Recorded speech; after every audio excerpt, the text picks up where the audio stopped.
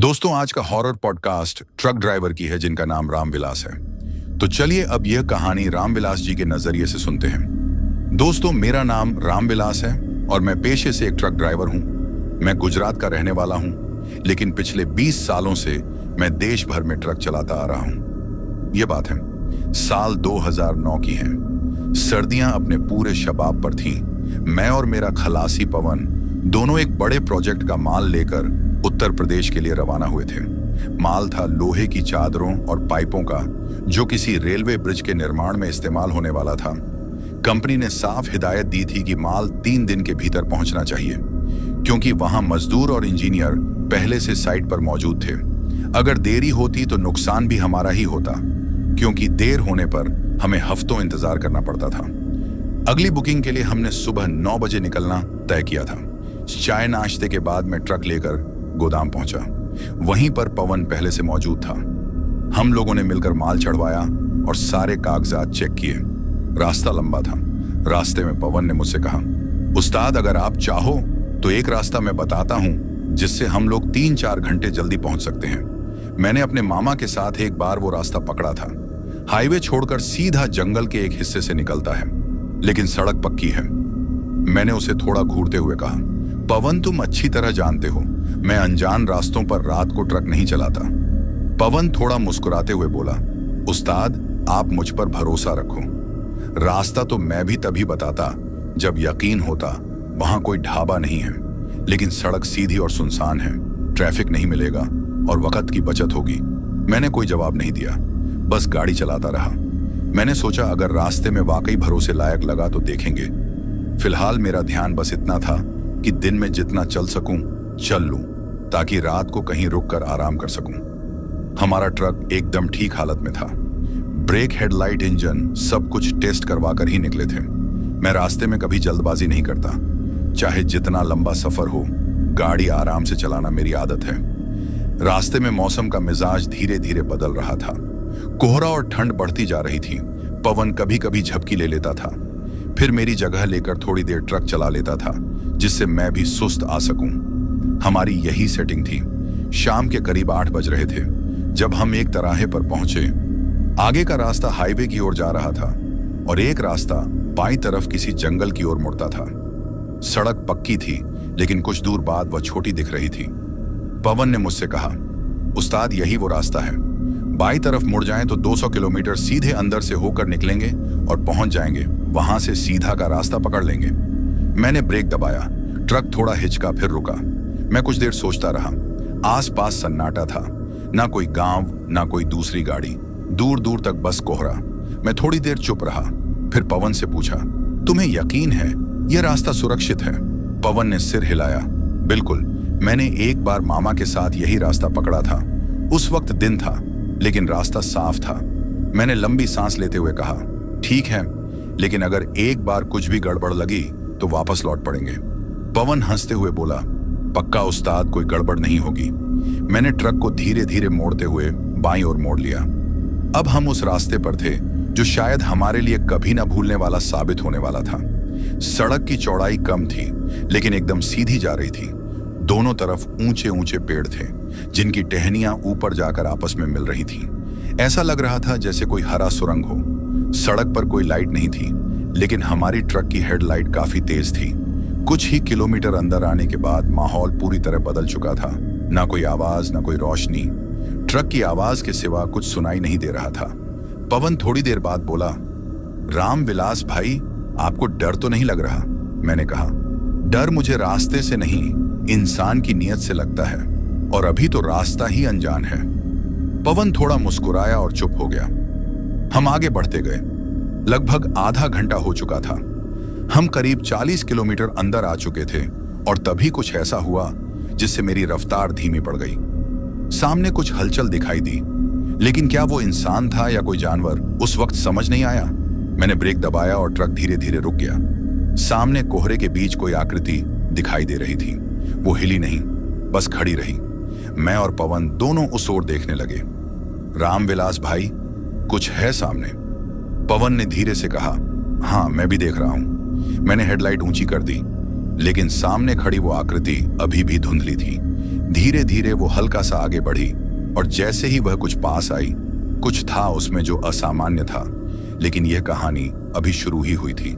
सामने कोहरे में जो आकृति दिखाई दे रही थी वह अब धीरे धीरे और साफ होती जा रही थी। मैंने ट्रक की हेडलाइट हाई बीम पर कर दी थी ताकि कुछ और क्लियर दिख सके, लेकिन उसके बावजूद भी वह आकृति पूरी तरह से साफ नहीं हो रही थी। ऐसा लग रहा था जैसे कोहरा सिर्फ उसी के चारों तरफ जमा हुआ हो। बाकी रास्ता कुछ हद तक साफ दिख रहा था, लेकिन जहां वो खड़ी थी वहां कोहरे की एक मोटी चादर जमी हुई थी। मैं और पवन दोनों चुपचाप उसकी तरफ देखे जा रहे थे। ट्रक उस समय एकदम स्टार्ट स्थिति में था, लेकिन मैंने एक्सीलरेटर छोड़ रखा था। सामने जो कुछ था वो मेरी रफ्तार रोकने के लिए काफी था।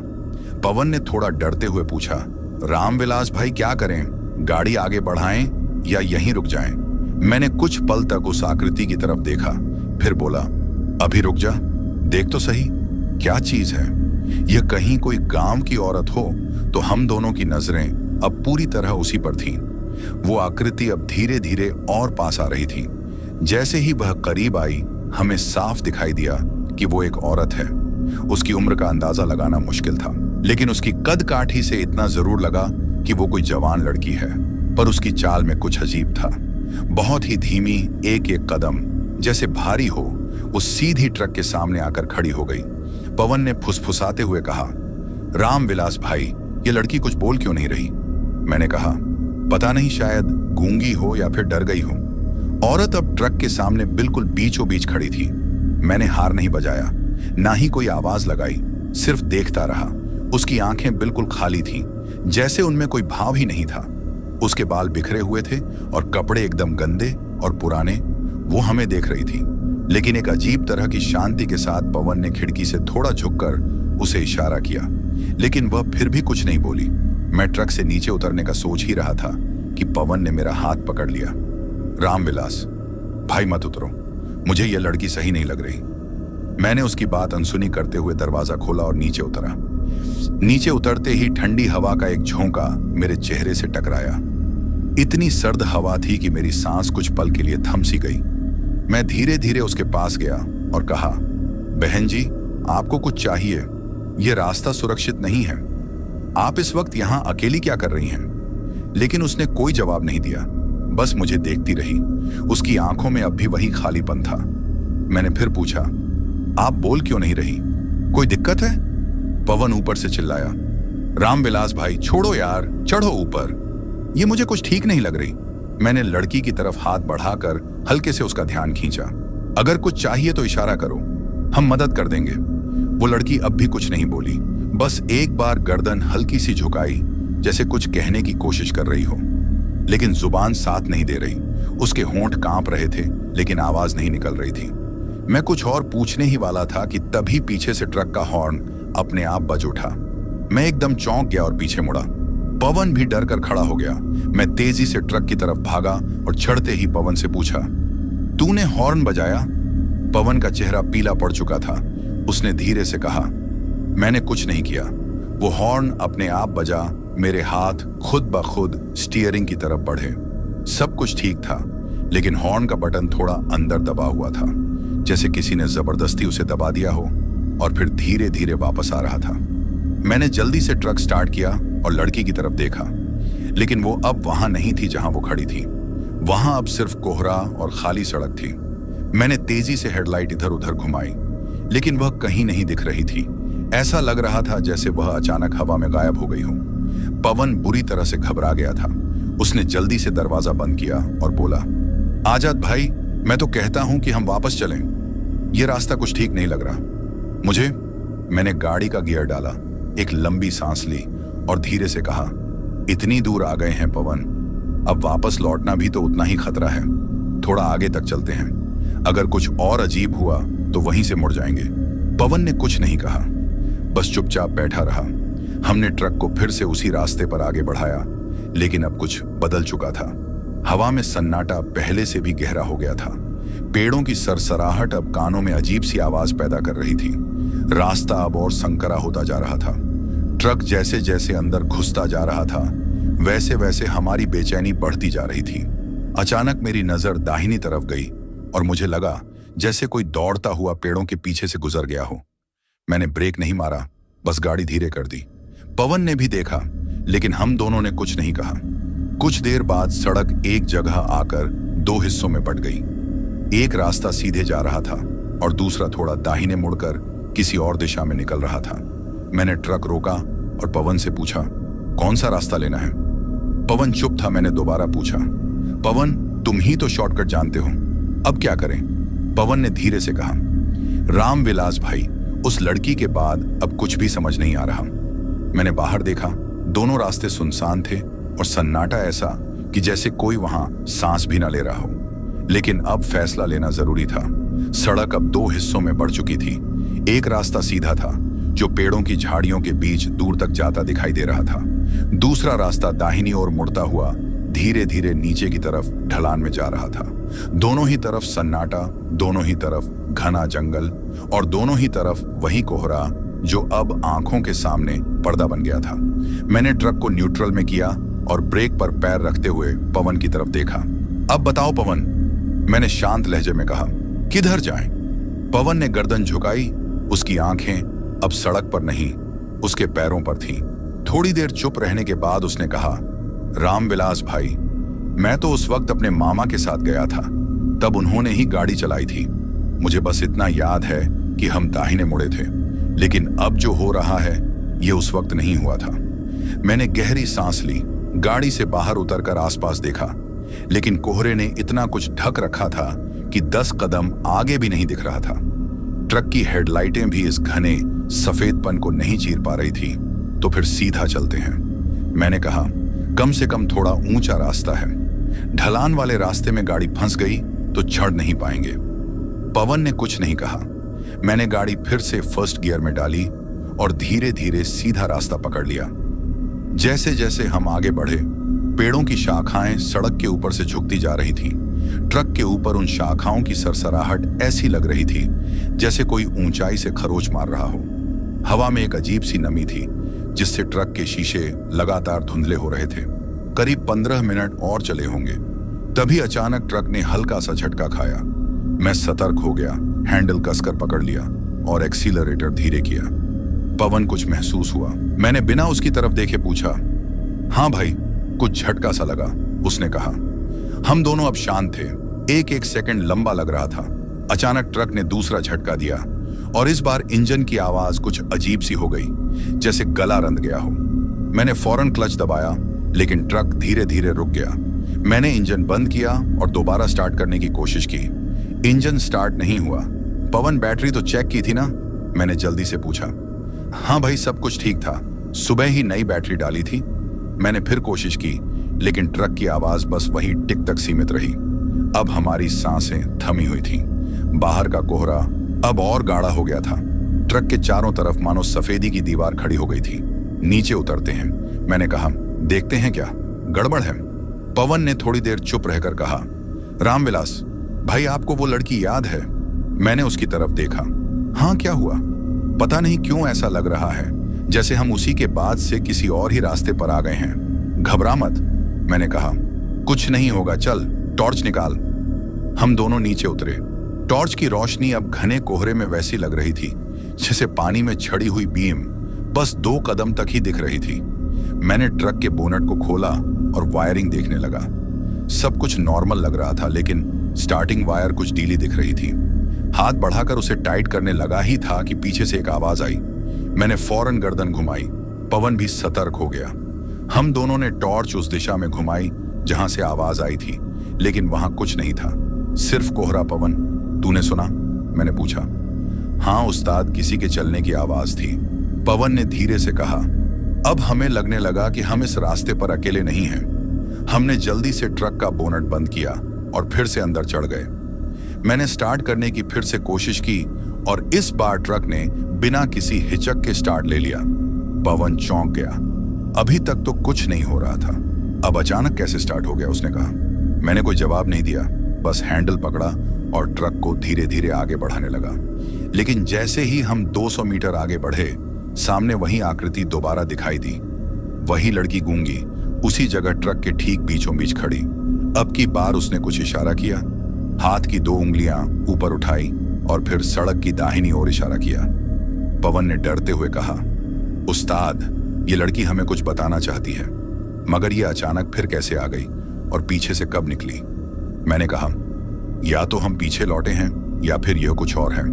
पवन की आवाज कांप रही थी। मैंने ट्रक रोका लेकिन नीचे नहीं उतरा। लड़की बस खड़ी रही, बिल्कुल शांत, और अब उसने धीरे से दोनों हाथों से सिर की तरफ इशारा किया। फिर सड़क की तरफ पवन ने कहा, उस्ताद, शायद वह बता रही है कि आगे मत जाओ। हो सकता है, मैंने धीरे से कहा, लेकिन अब अगर हम यहीं रुक गए तो यह रास्ता कब तक ऐसा ही रहेगा? कौन जाने। और तभी ट्रक की छत पर कुछ गिरा। एक बार में ही तेज आवाज, जैसे कोई भारी चीज। पवन बुरी तरह चौंका। उस्ताद, कुछ गिरा। ऊपर मैंने शीशा थोड़ा नीचे किया और बाहर झांकने की कोशिश की। कुछ नहीं दिखा, लेकिन तभी फिर वही आवाज। अब वह छत पर चल रहा था, जैसे कोई हमारे ट्रक की छत पर चल रहा हो। पवन मेरे पास खिसक आया। उस्ताद, क्या करें? मैंने कुछ नहीं कहा। ट्रक का क्लच दबाया, एक्सीलरेटर मारा और ट्रक को पूरी ताकत से आगे बढ़ा दिया। जैसे ही ट्रक स्पीड पकड़ने लगा, छत पर की आवाजें धीमी होने लगी और फिर अचानक गायब हो गई। पवन चुपचाप बैठा रहा। वो अब बोलने की हालत में नहीं था। मैंने एक बार फिर दाहिनी तरफ देखा। लड़की अब भी वहीं खड़ी थी, लेकिन इस बार उसकी आंखें बंद थीं और चेहरे पर एक अजीब मुस्कान थी। हम लोग करीब 10 मिनट तक ट्रक चलाते रहे। मैंने स्पीड थोड़ी कम ही रखी थी, क्योंकि अब हर मोड़ पर मुझे ऐसा लगने लगा था कि कोई आकृति सामने खड़ी ना हो। कोहरा और गहरा होता जा रहा था। गाड़ी की हेडलाइट बस कुछ ही मीटर तक साफ दिखा पा रही थी। ट्रक के चारों ओर माहौल कुछ ऐसा था जैसे हवा में कुछ भारी सा लटक रहा हो। पवन अब शांत हो चुका था, मगर उसका चेहरा बता रहा था कि वह हर पल कुछ सोच रहा है। मैं जानबूझकर उससे कुछ नहीं पूछ रहा था। काफी देर तक कोई औरत, कोई आवाज, कोई हलचल नहीं दिखी। बस ट्रक की गड़गड़ाहट और कोहरे के बीच सन्नाटा। लेकिन थोड़ी देर बाद कुछ ऐसा हुआ जिसे देखकर मेरे माथे पर बल पड़ गए। सड़क का एक हिस्सा मेरे लिए जाना पहचाना था। दाईं ओर वही पीपल का पेड़, बाईं ओर एक टूटा हुआ बिजली का खंभा जो शायद वर्षों से वहीं गिरा हुआ था, और ठीक उसके बाद एक उखड़ा हुआ मोड़। ये तीनों चीजें मैं कुछ समय पहले देख चुका था। मैंने हल्का सा ब्रेक दबाया, ट्रक धीमा किया और पवन की तरफ देखा। पवन, यह जगह देखी हुई लग रही है। पवन ने खिड़की से बाहर झांक कर देखा, फिर मेरी तरफ देखा और धीरे से बोला, उस्ताद, यह वही जगह है जहां से हमने ट्रक का रास्ता बदला था, जहां वो लड़की सामने खड़ी थी। मैंने फौरन ट्रक रोक दिया। मतलब हम घूमकर फिर वहीं आ गए हैं? मैंने पूछा। पवन की आंखें अब डर से फैल चुकी थीं। लगता तो यही है। हम सीधा जा रहे थे, किसी भी मोड़ पर मुड़े नहीं। तो फिर लौटे कैसे? मैंने ट्रक की हेडलाइट ऑफ कर दी और सड़क की तरफ देखा। गहरा था कोहरा अब और भी घना लग रहा था। बाहर निकलना तो दूर, अब शीशे से बाहर झांकना भी मुश्किल था। मैंने गाड़ी से उतरने की हिम्मत नहीं की, बस स्टीयरिंग पर झुका रहा और सोचता रहा कि अब क्या करें। मोबाइल की तरफ हाथ बढ़ाया, बैटरी चालू थी लेकिन नेटवर्क गायब। पवन ने अचानक पूछा, उस्ताद, अगर यह रास्ता गोल गोल घूम रहा है तो हम कहीं भटक तो नहीं रहे? मैंने कहा, रास्ता भटकने से पहले इंसान का मन भटकता है। अब हमें तय करना है कि डर के साथ वापस लौटें या हिम्मत से आगे बढ़े। पवन ने कहा, मैं आपके साथ हूं, लेकिन उस्ताद, जो कुछ हुआ है वो आम बात नहीं है। मैंने गाड़ी स्टार्ट की, एक गहरी सांस ली और ट्रक को फिर उसी दिशा में चलाना शुरू किया। अब हम दोनों सतर्क थे। आंखें हर मोड़ पर घूमती थीं, कान हर आवाज पर चौकस हो जाते। ट्रक धीरे धीरे आगे बढ़ता रहा और हर 2 मिनट बाद हम किसी न किसी जानी पहचानी चीज को फिर से देख लेते। वही पेड़, वही गड्ढा, वही टूटी हुई सड़क का किनारा। यह अब सिर्फ संयोग नहीं था। मैंने ट्रक एक जगह रोका, ट्रक के अंदर लाइट जलाई और सीट के नीचे से वही पुराना नक्शा निकाला जो हम ट्रांसपोर्ट ऑफिस से हर लंबे रूट पर चलने से पहले लेते थे। मैंने उस रास्ते को देखने की कोशिश की जिसे हम फॉलो कर रहे थे, लेकिन वो सड़क उस नक्शे में थी ही नहीं। पवन, मैंने धीमे से कहा, यह रास्ता कहीं लिखा ही नहीं है। पवन भी चुपचाप देखता रहा। नक्शे पर हमारी लोकेशन बताने जैसा कोई संकेत नहीं था, जैसे हम किसी ऐसे इलाके में आ गए हों जो इस दुनिया के नक्शे में ही ना हो। मैंने धीरे धीरे ट्रक बढ़ाना शुरू किया। अब मुझे कुछ कुछ यकीन होने लगा था कि हम किसी सामान्य जगह पर नहीं हैं। और तभी फिर वही आकृति सामने दिखाई दी। वही लड़की उसी जगह बिल्कुल वैसे ही खड़ी, बस इस बार वह अकेली नहीं थी। उसके पीछे थोड़ी दूरी पर कोई और भी खड़ा था। हमारे ट्रक की हेडलाइट सिर्फ लड़की तक ही पहुंच पा रही थी। पीछे खड़ी आकृति सिर्फ एक परछाई जैसी थी। लंबी झुकी हुई और स्थिर पवन अब कांपने लगा था। उस्ताद, पीछे कौन है उसके? मैंने दूर से देखने की कोशिश की, लेकिन कोहरा उस परछाई को ढक रहा था। शायद कोई और है, मैंने कहा, या कुछ और। अब मैंने ट्रक नहीं रोका। मैंने हल्का एक्सीलरेटर दिया और ट्रक को सीधे लड़की की तरफ बढ़ाया। वो वहीं खड़ी रही, बिल्कुल चुप। जब ट्रक उससे करीब 20 फीट दूर पहुंचा, तब उसने एक बार फिर सड़क की दाईं ओर इशारा किया, फिर अपनी हथेली अपने सिर पर रखी और जैसे किसी चीज को याद दिलाने की कोशिश की। पवन ने घबरा कर कहा, उस्ताद, ये कुछ कहना चाहती है, बार बार उसी तरफ इशारा कर रही है। कहीं कुछ खतरा तो नहीं उस दिशा में, या शायद वहीं से निकलने का रास्ता है, मैंने कहा। और ठीक उसी पल पीछे खड़ी परछाई आगे बढ़ी, लेकिन उसकी चाल इंसानों जैसी नहीं थी। वो लहराई जैसे हवा में बह रही हो। पवन ने कांपती आवाज में कहा, उस्ताद, अब मैं तो कहता हूं इससे आगे मत चलो। मैंने गाड़ी की स्पीड बढ़ाई, लड़की को पार किया, परछाई के पास से गुजरे और हेडलाइट में बस एक झलक दिखी। एक बूढ़ी औरत, झुकी हुई कमर, गंदा फटा हुआ साड़ी जैसा कपड़ा और उस चेहरे पर झुर्रियों की गहराई, जैसे समय खुद थक चुका हूं। लेकिन उसकी आंखें वो खुली नहीं थी, सिर्फ खाली गड्ढे थे। पवन चिल्लाया, उस्ताद, ट्रक भगाओ, ये इंसान नहीं है। मैंने एक्सीलरेटर पर पूरा जोर लगाया और ट्रक को तेजी से आगे बढ़ा दिया। रास्ता सीधा था, लेकिन अब हर मोड़ खतरनाक लगने लगा था। और जब हम पीछे मुड़े तो कोई भी नहीं था, न लड़की न बूढ़ी औरत, बस वही घना कोहरा और सन्नाटा। मैंने ट्रक की रफ्तार नहीं रोकी। पवन ने कांपते हुए कहा, उस्ताद, अब क्या करें? मैंने कहा, अब जो होगा देखा जाएगा, लेकिन एक बात पक्की है पवन, अब हम किसी आम रास्ते पर नहीं हैं। ट्रक को भगाते हुए हमने कई किलोमीटर का सफर तय कर लिया होगा, लेकिन फिर भी ऐसा महसूस हो रहा था जैसे हम एक ही जगह के चक्कर काट रहे हैं। हर 5 मिनट में वही पेड़, वही मोड़ और वही टूटी सड़क सामने आ जाती। घड़ी पर रात के 2:30 रहे थे, लेकिन रास्ते में ना कोई और गाड़ी थी, ना कोई काम और ना ही किसी इंसान की आहट। पवन अब पूरी तरह चुप हो गया था। उसका चेहरा स्याह पड़ चुका था और होंठ सूख चुके थे। वो खिड़की से बाहर एक तक देखे जा रहा था। कुछ देर बाद उसने अचानक मेरी ओर देखा और धीमे से बोला, भैया, क्या हम किसी भूतिया रास्ते में फंस गए हैं? मैंने उसकी बात का कोई जवाब नहीं दिया। मेरा मन भी अब मानने लगा था कि हम किसी ऐसे दायरे में घुस चुके हैं जहां से निकलना आसान नहीं होगा। ट्रक लगातार आगे बढ़ता जा रहा था। रास्ता एकदम खाली, शांत और कोहरे से ढंका हुआ। लेकिन तभी एक बार फिर ट्रक ने हल्का झटका खाया। मैंने तुरंत एक्सीलरेटर छोड़ा। इंजन की आवाज अब पहले जैसी नहीं थी, जैसे गाड़ी भारी हो गई हो, जैसे कोई चीज उस पर लदी हो जो दिख नहीं रही थी। पवन, फिर से मैंने कहा। पवन ने कांपते हुए कहा, अब की बार गाड़ी बंद मत करना भैया, अंदर ही बैठो। लेकिन गाड़ी ने खुद ही जवाब दे दिया। इंजन धीरे धीरे बंद हो गया। मैंने स्टीयरिंग पर हाथ मारा और कहा, साला जैसे चाह रहा है वैसे बंद हो रहा है। पवन ने सीट के नीचे से रड निकाल ली, जो अक्सर पंचर या किसी दिक्कत में इस्तेमाल की जाती है। भैया, अगर कुछ दिखे तो बताना, अब मैं भी तैयार हूं, उसने कांपती आवाज में कहा। मैं ट्रक से नीचे उतरा। इस बार मैं पूरी तरह सतर्क था। चारों ओर टॉर्च घुमाई, लेकिन हर जगह वही सफेद धुंध, वही डरावना सन्नाटा। पवन भी उतर आया, लेकिन ट्रक से ज्यादा दूर नहीं गया। मैंने फिर से बोनट खोला। इंजन ठंडा था, न गर्मी न जलन, न आवाज जैसे किसी ने जान ही निकाल ली हो। मशीन से तभी पीछे से किसी के चलने की आवाज आई। इस बार वह आवाज ट्रक के दूसरी तरफ से आ रही थी। मैंने इशारे में पवन को चुप रहने को कहा और धीरे से ट्रक के दूसरे कोने की तरफ बढ़ा, पर वहां कुछ नहीं था। मैंने झुककर नीचे देखा, तभी किसी ने मेरे कंधे पर हाथ रखा। मैं एक झटके से पलटा। पवन था भैया। मैं तो डर गया। कहीं कुछ दिखा क्या? कुछ नहीं, पर कोई जरूर है। आसपास हम दोनों फिर से ट्रक में चढ़ गए। इंजन स्टार्ट करने की कोशिश की, लेकिन इस बार कोई टिक की भी आवाज नहीं आई। बिल्कुल खामोशी। तभी सामने एक रोशनी दिखाई दी, हल्की सी पीली सी, जैसे किसी लालटेन की लौ। वो रोशनी धीरे धीरे हमारी तरफ बढ़ रही थी। पवन, देखो तो सामने क्या है। पवन ने खिड़की से बाहर झांका। कोई लालटेन लेकर हमारी तरफ आ रहा है। भैया, आदमी लग रहा है? मैंने पूछा। नहीं, परछाई जैसी लग रही है, चलती है लेकिन पैर नहीं दिखते। अब मेरा धड़कन तेज हो गया था।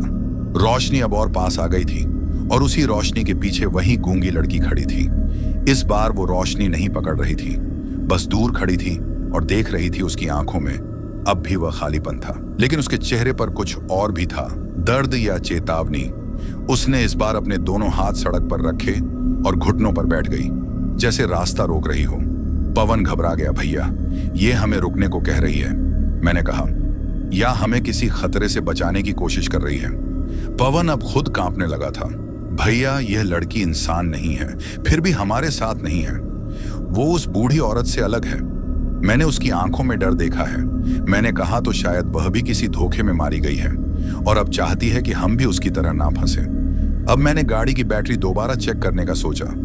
एक आखिरी कोशिश, नीचे उतरा, बोनट खोला, बैटरी के कनेक्शन दोबारा जोड़े। पवन ने सामने देखा। अब वो रोशनी ट्रक के पास पहुंच चुकी थी, लेकिन हाथ में लाल लटेन पकड़े कोई इंसान नहीं था। वो रोशनी हवा में तैर रही थी। पवन चीखा, भैया ऊपर आओ जल्दी। मैंने भागकर दरवाजा खोला और अंदर चढ़ा और तभी ट्रक का इंजन खुद ब खुद स्टार्ट हो गया। मैंने हैंडल पकड़ा, गियर डाला और ट्रक भगाना शुरू किया। वो रोशनी अब पीछा नहीं कर रही थी। वो वहीं खड़ी रही और गूंगी लड़की अब सड़क के किनारे बैठी थी, जैसे थक चुकी हो, जैसे कहना चाहती हो, अब आगे तुम खुद देखोगे। अब मैंने जितना किया कर दिया। हम अब ट्रक को बिना रुके भगाते जा रहे थे। समय का कुछ अंदाजा नहीं था, क्योंकि मोबाइल में नेटवर्क गायब था और घड़ी कई घंटों से एक ही समय पर अटकी हुई थी। ठीक 3:30 सुबह। मैंने खुद कई बार घड़ी पर नजर डाली, लेकिन सुइयां और टिकी हुई थी, जैसे समय खुद इस रास्ते पर रुक गया हो। पवन अब चुपचाप बैठा था। शायद अब उसमें डर को जाहिर करने की भी ताकत नहीं थी। उसकी आंखें खुली थीं, लेकिन वह लगातार बाहर नहीं देख रहा था। सिर्फ एक ही दिशा में देखे जा रहा था, जैसे कुछ सोच रहा हो या किसी चीज की कल्पना कर रहा हो। हम आगे बढ़े और कुछ ही मिनटों में मुझे सड़क के किनारे कुछ अलग दिखा। बाईं तरफ एक पुराना सा मकान, खपरेल की छत, टूटी दीवारें और सामने एक लोहे का फाटक जो अध खुला झूल रहा था। मकान इतना अचानक सामने आया कि मैं चौंक गया। मैंने ट्रक धीमे किया। पवन की नजर भी उसी ओर गई। भैया, यह मकान तो अभी थोड़ी देर पहले नहीं था, उसने धीमे से कहा। हाँ, मुझे भी यही लग रहा है, मैंने कहा। फाटक के पास एक पुरानी ट्यूबलाइट टिमटिमा रही थी और अंदर से पीली सी रोशनी छनकर बाहर आ रही थी।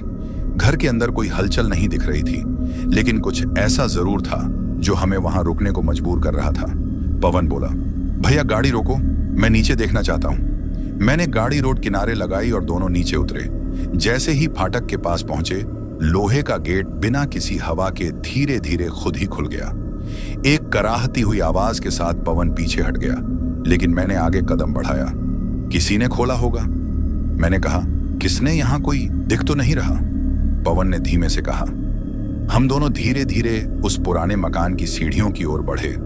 दरवाजा खुला था। लकड़ी की बनी हुई मोटी चिटकनी दीवार से लटक रही थी, जैसे किसी ने जल्दी में दरवाजा खोला हो। मैंने आवाज लगाई, कोई है? अंदर से कोई जवाब नहीं आया। हम दोनों कुछ देर दरवाजे के बाहर खड़े रहे। फिर मैंने अंदर कदम रखा। मकान के अंदर सर्दी और सन्नाटा दोनों जमा हुए थे। एक छोटी सी टेबल पर मिट्टी के दिए की रोशनी जल रही थी। बगल में कुछ पुरानी तस्वीरें टंगी थीं, ज्यादातर ब्लैक एंड व्हाइट। मैंने एक तस्वीर की तरफ देखा, एक औरत और एक लड़की की फोटो। उनकी शक्ल जानी पहचानी लग रही थी, लेकिन कहां देखी है यह याद नहीं आया। और तभी पीछे से किसी की खांसी की आवाज आई। हम दोनों पलटे। दरवाजे के दूसरे कोने से एक बूढ़ी औरत बाहर आई। उसकी चाल धीमी थी, कमर झुकी हुई, सिर पर पुराना गंदा दुपट्टा पड़ा था, आंखों में लालपन और चेहरा झुर्रियों से भरा हुआ। उसने हमसे बिना डरे पूछा, कौन हो तुम दोनों? इस वक्त यहां कैसे आए? मैंने जवाब दिया, हम ट्रक ड्राइवर हैं, रास्ता भटक गए हैं, गाड़ी बार बार खराब हो रही है, रुकने की जगह नहीं मिल रही थी। औरत ने कुछ देर हमें ऊपर से नीचे देखा, फिर बोली, अंदर आ जाओ, बाहर सर्दी ज्यादा है और रात यहां ज्यादा देर टिकना ठीक नहीं। पवन मेरी तरफ देखने लगा। उसकी आंखों में संकोच साफ था। मैंने धीरे से सिर हिलाया। थोड़ी देर रुकते हैं। हम दोनों अंदर आ गए। मकान अंदर से भी उतना ही पुराना था जितना बाहर से लग रहा था। लकड़ी के फर्श पर जगह जगह दरारें थीं, दीवारों पर जाले और छत से टपकते पानी के निशान। लेकिन एक कोना ऐसा था जो साफ सुथरा था।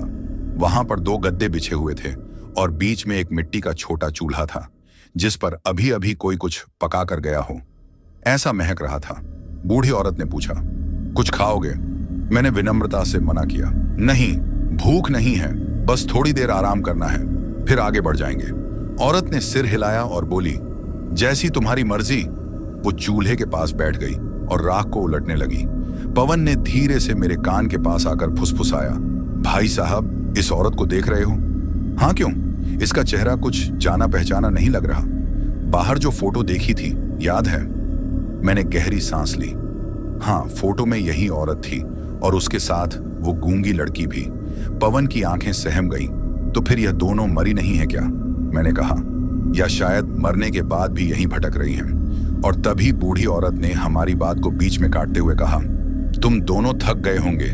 कोने में जो गद्दा पड़ा है, चाहो तो थोड़ी देर लेट जाओ, सुबह होते ही निकल जाना। पवन घबरा गया, नहीं, हम यहीं बैठ जाएंगे। औरत चुप रही, बस राख को छेड़ती रही। मैंने दीवार की ओर देखा। वहां अब कोई फोटो नहीं थी जो तस्वीर मैंने अंदर आते वक्त देखी थी। वो अब गायब थी। मैंने पवन की तरफ देखा। पवन फोटो अब वहां नहीं है। पवन की सांसें तेज चलने लगी और तभी बूढ़ी औरत ने बिना मुड़े कहा, जो तुमने देखा वह कभी था ही नहीं। पवन तेजी से खड़ा हो गया, भाई साहब, अब चलना चाहिए हमें। मैंने औरत की आंखों की ओर देखा। वो हमें नहीं देख रही थी, उसकी आंखें बंद थीं और तभी उसने बुदबुदाकर कहा, अब बहुत देर हो चुकी है। बूढ़ी औरत के वो शब्द, अब बहुत देर हो चुकी है, जैसे कमरे की हवा को और भारी बना गए। रामविलास अब पूरा सतर्क हो गया था। वो कमरे के कोने में जाकर दीवार से टिक गया और आंखें दरवाजे पर टिका दी। मैंने उससे धीरे से कहा, आराम कर ले, थोड़ी देर, जब तक कुछ तय नहीं होता। उस्ताद, इस घर में कुछ सही नहीं है, उसने फुसफुसाकर कहा। मैंने उसकी बात सुनी, लेकिन उस वक्त कुछ बोलने का मन नहीं हुआ। घर के अंदर एक अजीब सी शांति थी, जैसी किसी सुनसान कब्रिस्तान में होती है। न ज्यादा डरावनी, न ज्यादा शांत, बस जमी हुई, ठहरी हुई बूढ़ी औरत अब भी वहीं चूल्हे के पास बैठी थी। उसकी पीठ हमारी तरफ थी और हाथों से वह राख को बार बार छू रही थी।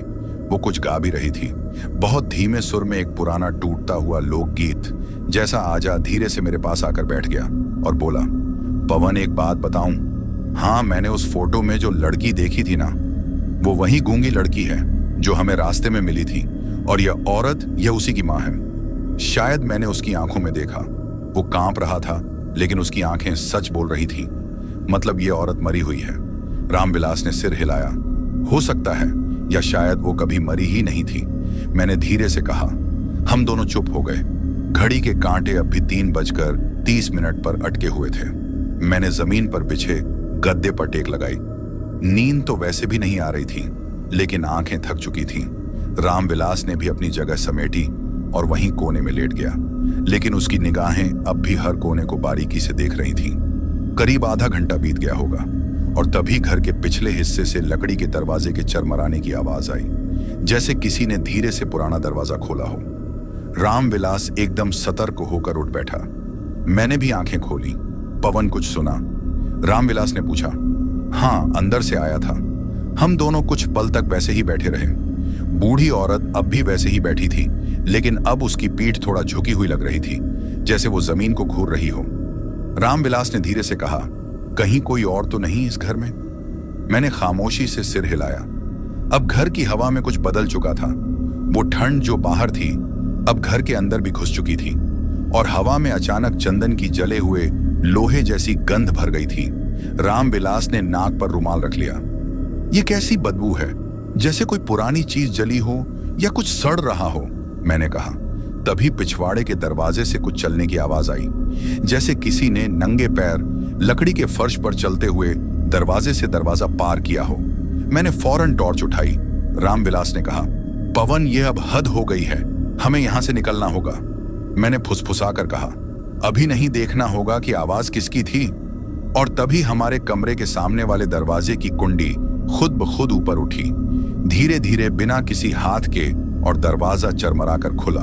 सामने गूंगी लड़की खड़ी थी। वो चुपचाप हमारे सामने खड़ी रही। अब की बार उसका चेहरा साफ दिख रहा था। आंखें डरी हुई थी, जैसे वह कुछ कहना चाहती हो, कुछ बताना चाहती हो, लेकिन उसकी जुबान नहीं थी। उसने दोनों हाथों से इशारा किया, एक बार पेट की ओर एक बार घर की ओर और फिर दरवाजे की तरफ। रामविलास ने कहा, पवन, ये हमें बाहर निकालने को कह रही है? इसका चेहरा डरा हुआ है। मैंने सिर हिलाया, लेकिन हम बाहर जाएं तो जाएं कहां? रास्ता भी तो वहीं घूम रहा है। गूंगी लड़की अब कमरे के अंदर आई और बीचों बीच रुक गई। उसने अपनी उंगलियों से जमीन पर एक आकृति बनाई, गोल दायरा और उसके बीच एक चिन्ह जो किसी बंद दरवाजे जैसा दिख रहा था। रामविलास फौरन बोला, यह रास्ता दिखा रही है, शायद कोई दरवाजा है जहां से हम बाहर निकल सकते हैं। लेकिन तभी बूढ़ी औरत ने अपनी जगह से सिर उठाया। हमने देखा अब उसकी आंखें खुली थीं और वह सीधे गूंगी लड़की को देख रही थी। फिर वह धीरे से बोली, तू फिर आ गई? तुझे कितनी बार कहा कि इनसे दूर रह। उसकी आवाज में अब पहले जैसा सुकून नहीं था। अब वो भारी गूंजती हुई और कुछ असामान्य थी। गूंगी लड़की डर गई। उसने हमारी तरफ देखा जैसे कह रही हो, अब नहीं, रुको, भागो। रामविलास खड़ा हो गया। पवन, अब नहीं रुकना चाहिए। मैंने गाड़ी की चाबी उठाई और फौरन बाहर की ओर दौड़ पड़ा। रामविलास मेरे पीछे थे, लेकिन जैसे ही हम दरवाजे की तरफ बढ़े, बूढ़ी औरत की आवाज गूंजी, दरवाजा बंद है। हमने दरवाजा खींचा। सच में अंदर से बंद था और फिर घर की दीवारें हल्के हल्के हिलने लगी, सामान गिरने लगे, फर्श से कंपन महसूस होने लगा और गूंगी लड़की अब हमारी तरफ पीठ करके दरवाजे के बीच खड़ी हो गई, जैसे वह दरवाजे को हमारे लिए खोलने की कोशिश कर रही हो। गूंगी लड़की दरवाजे के सामने खड़ी थी। वो पूरी ताकत से दरवाजा खोलने की कोशिश कर रही थी। हम दोनों उसके पीछे खड़े थे। मैं दरवाजे की कुंडी खींच रहा था और पवन पीछे से धक्का दे रहा था, पर दरवाजा हिला तक नहीं। ये अंदर से बंद कैसे हो गया? हम तो खुद इसी से आए थे, पवन चिल्लाया। मैंने पूरी ताकत लगाकर कुंडी खींची, लेकिन जैसे किसी ने बाहर से पकड़कर उसे जकड़ रखा हो। फर्श अब लगातार कांप रहा था। दीवारें आवाजें कर रही थीं और हवा में राख उड़ रही थी। ऐसी राख जिसमें गर्मी नहीं, बल्कि एक अजीब सी गंध थी, पुरानी सड़ी हुई जैसी, किसी बंद कमरे में वर्षों पुरानी मौत की महक। गूंगी लड़की अब भी दरवाजे पर झुकी हुई थी। उसकी आंखों से पानी बह रहा था, लेकिन वह कुछ बोल नहीं पा रही थी। अचानक उसने पलटकर हमारी ओर देखा और अपने दोनों हाथों से एक इशारा किया। ऊपर की तरफ मैंने सिर उठाकर देखा। दरवाजे के ऊपर एक छोटा सा चौकोर खिड़की नुमा हिस्सा था, जिसमें लकड़ी का झंग खाया फ्रेम अटका था। पवन, ऊपर देख, मैंने इशारा किया। वो रास्ता हो सकता है। पवन फौरन एक स्टूल की तलाश में इधर उधर देखने लगा। इसी बीच पीछे से फिर वही आवाज आई। बूढ़ी औरत अब धीरे धीरे अपनी जगह से उठ रही थी। उसकी चाल अब वैसी नहीं थी जैसी पहले थी। अब उसमें इंसानी वजन नहीं था। अब वो सीधे नहीं चल रही थी, बल्कि उसके पैरों के घुटने उल्टी दिशा में मुड़ गए थे और उसके हाथ लंबाई में बढ़ते जा रहे थे। पवन ने पीछे देखा और चीख पड़ा, भैया देखो। उसका चेहरा मैंने पलट कर देखा और जो देखा उसे मेरे गले से आवाज ही नहीं निकली। उसका चेहरा पूरी तरह इंसानी नहीं रहा था। आंखों की जगह गहरे काले गड्ढे थे, नाक सड़ी हुई और मुंह इतना बड़ा कि उसमें किसी आदमी का पूरा चेहरा समा जाए। तुम नहीं जा सकते, वो गुर्राई। उसकी आवाज अब गूंज बन चुकी थी। पवन ने स्टूल घसीट कर लाया और मैं फौरन उस पर चढ़ गया। ऊपर की खिड़की छोटी थी, लेकिन शायद एक इंसान उसमें से निकल सकता था। मैंने लकड़ी के टुकड़े को धक्का दिया, वो आसानी से खुल गया। पवन, तू ऊपर चढ़, मैंने कहा। पहले आप, उसने कहा। पवन, जल्दी, मैंने चिल्लाया। गूंगी लड़की अब हमारे बिल्कुल पास आ चुकी थी। उसने मेरी ओर देखा और ऊपर इशारा किया, जैसे कह रही हूं, अब मत रुको, यही मौका है। पवन ने मुझे धक्का दिया और मैं खिड़की से आधा बाहर निकल चुका था। बाहर फिर वही कोहरा, वही सुनसान जंगल, लेकिन कम से कम यह घर से बेहतर था। मैंने पवन का हाथ पकड़ा। आजा अब तू। पवन चढ़ने ही वाला था कि पीछे से बूढ़ी औरत की गूंजती आवाज आई, तू जा नहीं सकता, तेरा अंत यहीं लिखा गया है। पवन का पैर कांपा, लेकिन उसने हिम्मत दिखाई और मेरे हाथ को कसकर पकड़ा। हम दोनों जैसे तैसे उस खिड़की से बाहर कूदे। नीचे गीली मिट्टी थी, जिससे हमारे कपड़े और हाथ पैर कीचड़ में सने हुए थे। मैंने तुरंत मुड़कर देखा। उस खिड़की में अब गूंगी लड़की खड़ी थी, लेकिन कुछ बदला हुआ था। उसका चेहरा अब शांत था। उसने पहली बार आंखें बंद की और जैसे सुकून महसूस किया। हमने भागने की कोशिश की, लेकिन तभी पीछे से घर के अंदर से एक बहुत ही डरावनी चीख सुनाई दी। ऐसी चीख जिसमें किसी के छीन लिए जाने का दर्द था। भैया, वो लड़की। पवन ने पीछे देखा। मैंने उसका हाथ पकड़ा नहीं, अब नहीं रुक सकते, उसने खुद हमें निकाला है। हम भागते हुए ट्रक की ओर दौड़े। कोहरा अब भी घना था, लेकिन ट्रक वहीं खड़ा था, बिल्कुल वैसा ही। हमने फौरन दरवाजा खोला, अंदर बैठे और चाबी घुमाई। ट्रक स्टार्ट हो गया। बिना एक पल रुके मैंने क्लच दबाया, गियर डाला और ट्रक को आगे बढ़ा दिया। पीछे वो घर अब दिखाई नहीं दे रहा था, ना कोई रोशनी, ना कोई आवाज, बस जंगल और सन्नाटा। ट्रक जंगल के बीच उस सुनसान सड़क पर आगे बढ़ता जा रहा था। कोहरा अब थोड़ा हल्का हो गया था, लेकिन हवा अब भी जमी हुई और बोझिल थी। घड़ी अब भी 3:30 पर अटकी हुई थी। मैंने एक बार फिर घड़ी की ओर देखा, मगर अब मेरा ध्यान वक्त पर नहीं था। अब तो बस यही चाह रहा था कि किसी तरह यह रात कट जाए। पवन एकदम खामोश था, उसकी आंखें खुली थीं, लेकिन वो जैसे कहीं और देख रहा था, शायद उस घर की याद में जो अब भी उसके जन से निकला नहीं था। मैं खुद भी उस गूंगी लड़की के बारे में सोच रहा था। उसने आखिर हमें बचाया क्यों? क्या चाहती थी वो? करीब 15 मिनट तक हम यूं ही खामोशी में चलते रहे। तभी पवन ने धीरे से कहा, उस्ताद, थोड़ा नेटवर्क आ रहा है। मैंने तुरंत फोन निकाला। सच में सिग्नल की 2 पतली लाइनें आ गई थीं। शायद अब हम उस डरावने जंगल से थोड़ा दूर आ चुके थे। पवन ने फौरन डाटा ऑन किया और फोन में कुछ टाइप करने लगा। मैं उस लड़की के बारे में कुछ पता लगाने की कोशिश कर रहा हूं, उसने कहा। मैंने पूछा, क्या सर्च कर रहा है? कोई पुरानी खबर, लड़की और उसकी माँ, एक्सीडेंट या मर्डर? कुछ भी जो उस जगह से जुड़ा हो। नेटवर्क थोड़ा स्लो था, लेकिन वो लगातार मोबाइल पर खोज करता रहा और फिर उस्ताद, कुछ मिला है। उसने फोन मेरी तरफ बढ़ाया। स्क्रीन पर एक पुराने अखबार की स्कैन कॉपी खुली थी। हेडलाइन जंगल के भीतर मिली, मां की अंजलि लाशें, तंत्र विद्या या आत्महत्या। मैंने ध्यान से खबर पढ़नी शुरू की। बांकुड़ा जिले के एक छोटे गांव के पास जंगल में 2 अंजलि लाशें मिली। एक अधेड़ महिला और एक युवती की गांव वालों ने बताया कि मां जड़ी बूटी खोजने जंगल गई थी, लेकिन लौट कर नहीं आई। कुछ लोगों का मानना है कि वे तांत्रिक क्रिया में शामिल थीं, जबकि कुछ का कहना है कि बलि के लिए मारी गई। पुलिस ने जांच के बाद इसे आत्महत्या बताकर केस बंद कर दिया। पवन ने धीरे से कहा, उस्ताद, यही दोनों थी। मैंने तस्वीर देखी, धुंधली मगर पहचानने लायक, वही बूढ़ी औरत और वही गूंगी लड़की। मैंने फोन वापस कर दिया। 20 साल और आज भी वो वहीं अटकी हैं।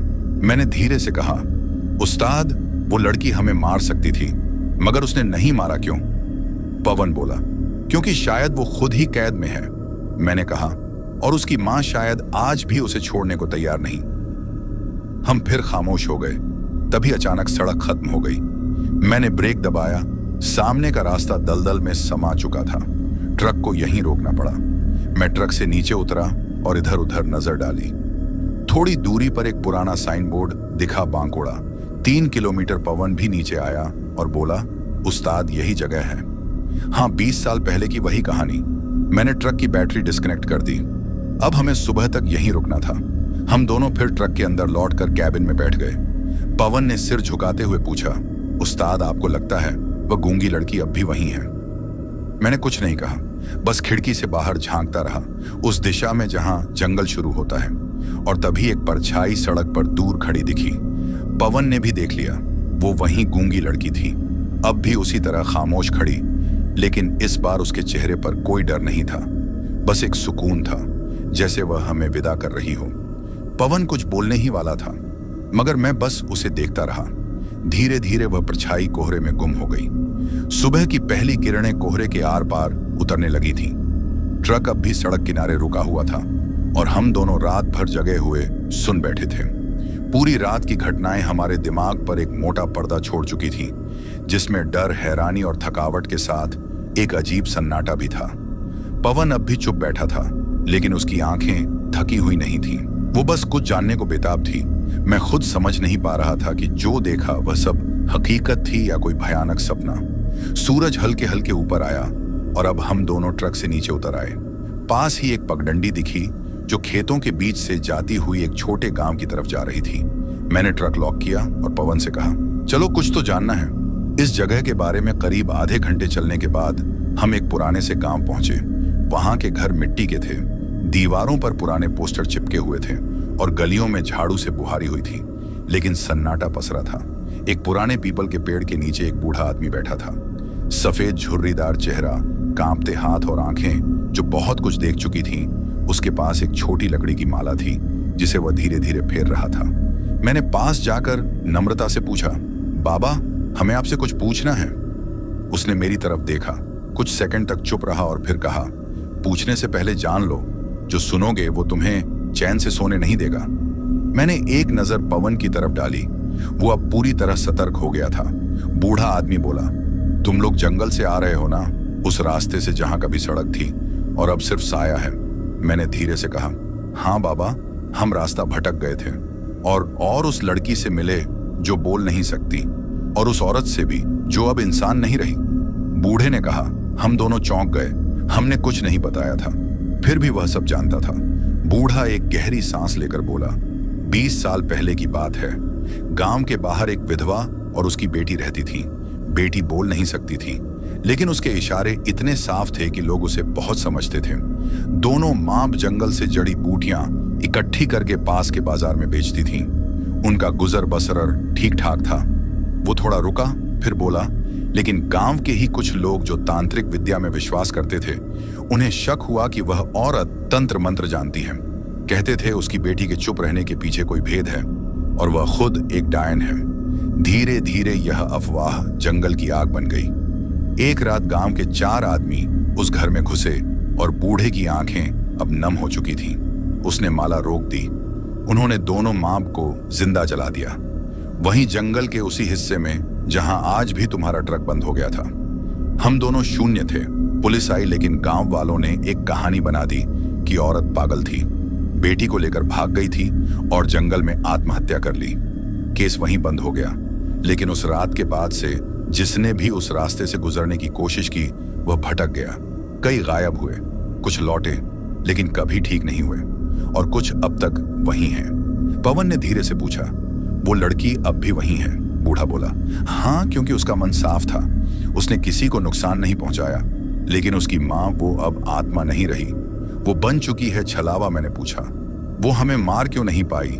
बूढ़ा थोड़ा मुस्कुराया, क्योंकि तुमने उस लड़की को देखा, उसकी आंखों में देखा, उसके इशारे समझे, और वो तुम्हें बाहर निकालना चाहती थी। जिसने सिर्फ डर देखा वो लौट नहीं पाया, लेकिन जिसने भरोसा किया वो बच गया। मैंने गहरी सांस ली।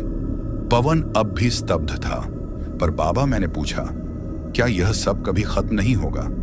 बूढ़ा आदमी बोला, जब तक उस लड़की की आत्मा को मुक्ति नहीं मिलेगी, जब तक वह अपनी मां से रामविलास नहीं होगी, यह रास्ता यूं ही लोगों को बुलाता रहेगा।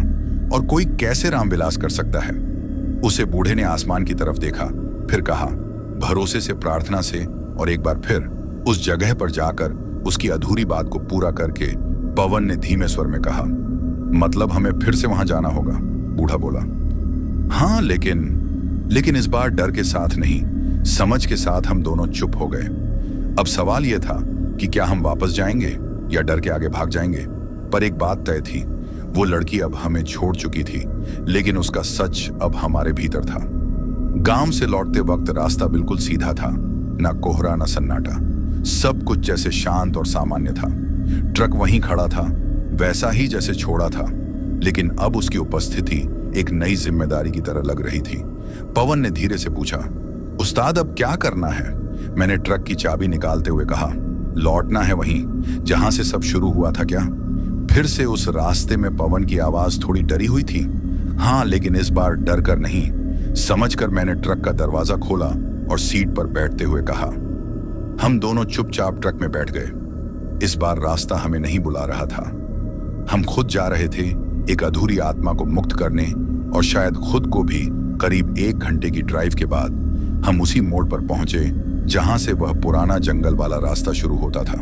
पिछली बार जहां कोहरा था, अब वहां धूप फैली हुई थी, लेकिन हवा अब भी भारी थी, जैसे वक्त थमा हो और देख रहा हो कि अब हम क्या करने वाले हैं। हमने ट्रक को वहीं सड़क किनारे खड़ा किया और पैदल उसी दिशा में बढ़ने लगे जहां वो पुराना मकान था। रास्ता पहचानना आसान नहीं था, लेकिन हमारी स्मृति अब साफ थी।